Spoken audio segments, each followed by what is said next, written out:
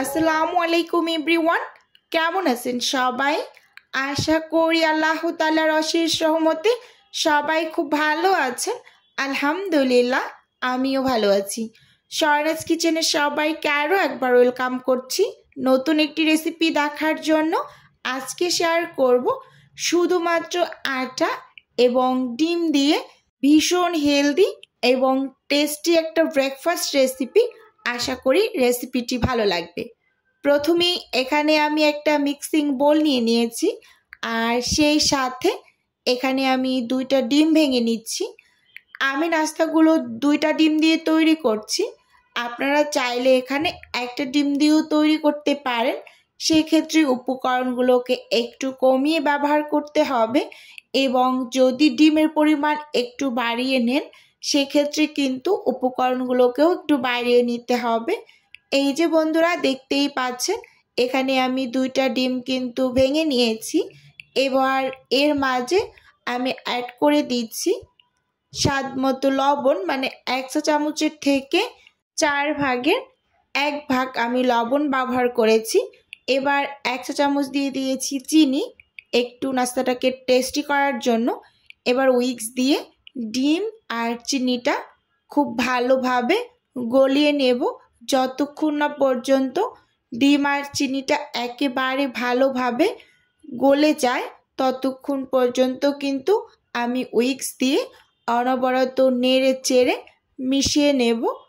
তো বন্ধুরা, আপনাদের কাছে ভিডিওর মাঝে ছোট্ট করে একটা অনুরোধ করছি, এখন এইমাত্র যারা আমার ভিডিওটা দেখা শুরু করেছেন এবং একটা লাইক দিতে ভুলে গিয়েছেন, প্লিজ এখনই একটা লাইক দিয়ে ভিডিও দেখা কন্টিনিউ করুন।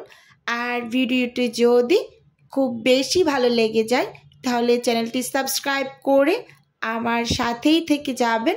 সত্যি কথা বলতে ইদানিং ভিডিওতে লাইকের সংখ্যা প্লাস কমেন্টের সংখ্যা একেবারেই কম, তাই কিন্তু ভিডিওর মাঝে ছোট্ট করে একটু বলে নিলাম, আপনারা প্লিজ একটা লাইক দিয়ে ভিডিও দেখা শুরু করবেন।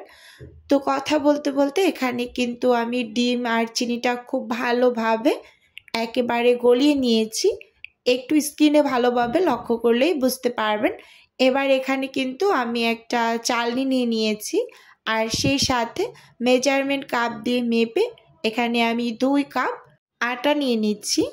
আমি নাস্তাগুলো আটা দিয়ে তৈরি করছি, আপনাদের হাতের কাছে আটা বা ময়দা যার কাছে যেটাই থাক সেটা দিয়েই তৈরি করে নিতে পারবেন।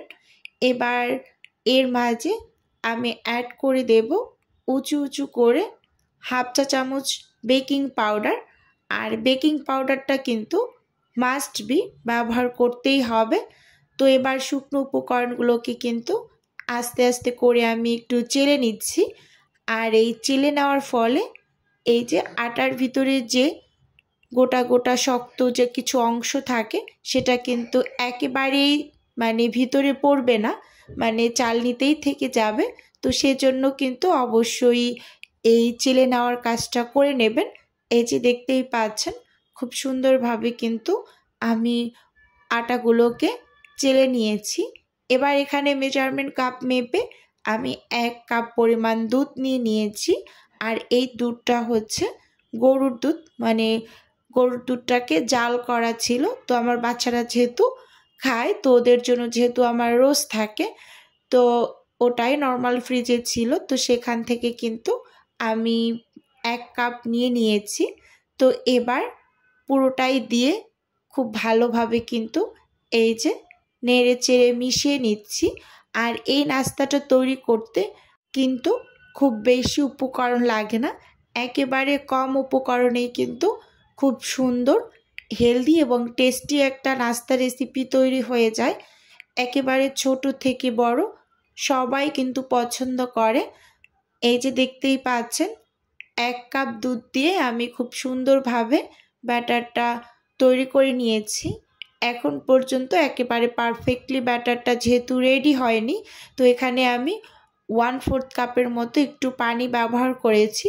যেহেতু আমার কাছে লিকুইড দুধটা আর ছিল না, তাই কাজটা আমি পানি দিয়েই করে নিয়েছি।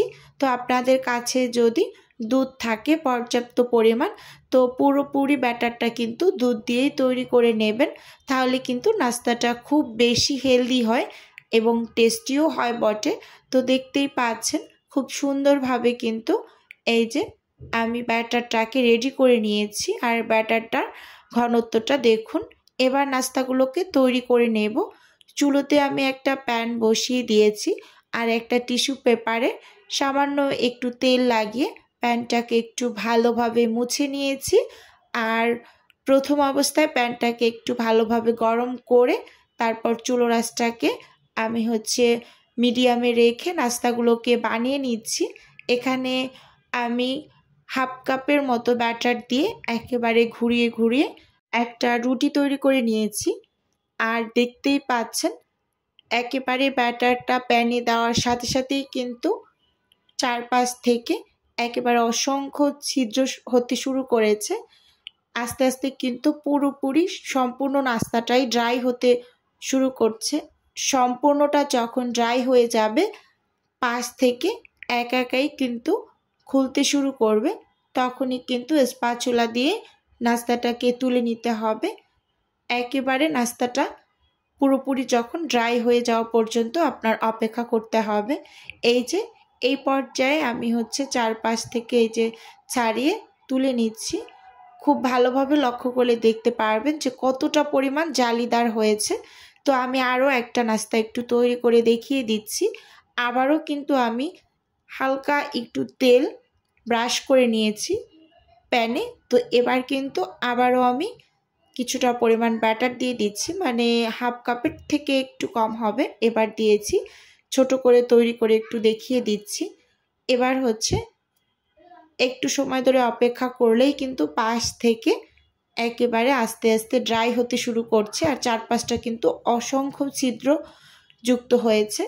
একটু লক্ষ্য করুন, তাহলেই বুঝতে পারবেন। তো পুরোপুরি যখন নাস্তাটা একেবারে ড্রাই হয়ে গিয়েছে, তো সেই পর্যায়ে কিন্তু আমি প্যান থেকে নাস্তাটাকে তুলে নিচ্ছি। দেখুন, এখন কিন্তু আস্তে করে আমি ছাড়িয়ে তুলে নিচ্ছি। আর ভালোভাবে লক্ষ্য করুন কতটা পরিমাণ ছিদ্রযুক্ত হয়েছে। এই নাস্তাগুলো খেতে মাশাআল্লাহ খুবই মজা। আমি সবগুলোকে তৈরি করে নিয়ে এসেছি, দেখুন, আর কতটা পরিমাণ জালিদার হয়েছে। আমি যেদিনে ঘুম থেকে একটু লেট করে উঠি, তখনই কিন্তু ঝটপট এরকম একটা নাস্তা বানিয়ে নিই। আর এই নাস্তাটা কিন্তু সব কিছুর সাথেই খুব ভালো যায়, মানে হাজব্যান্ডকে কোনো একটা সবজি তরকারি বা মাংস টাংস দিয়ে দিই, বাচ্চাদের একটু গুড় দিয়ে দিই, আর আমি একটু চা দিয়ে খেয়ে নিই। তো সব কিছুর সাথেই খুব বেশি ভালো লাগে। বাচ্চারা খুব বেশি পছন্দ করে, কারণ একটু প্যানকেকের মতো লাগে অনেকটা, তো সেজন্য বাচ্চারাও খুব পছন্দ করে। তো আপনারা কিন্তু খুব কম সময়ে এরকম একটা হেলদি এবং টেস্টি নাস্তা তৈরি করে নিতে পারবেন। হাতের কাছে যে উপকরণ থাকবে, তো ওই উপকরণগুলো দিয়েই কিন্তু বানিয়ে নেওয়া যায়। একেবারে কম উপকরণ, ডিম আর দুধ, আটা, এই তিনটা দিয়েই কিন্তু এরকম একটা হেলদি নাস্তা ঝটপট বানিয়ে নেওয়া যায়। তো বন্ধুরা, আপনাদের কাছে আমার আজকের এই রেসিপিটি কেমন লেগেছে চাইলে আমাকে অবশ্যই কমেন্ট করে জানাতে পারেন।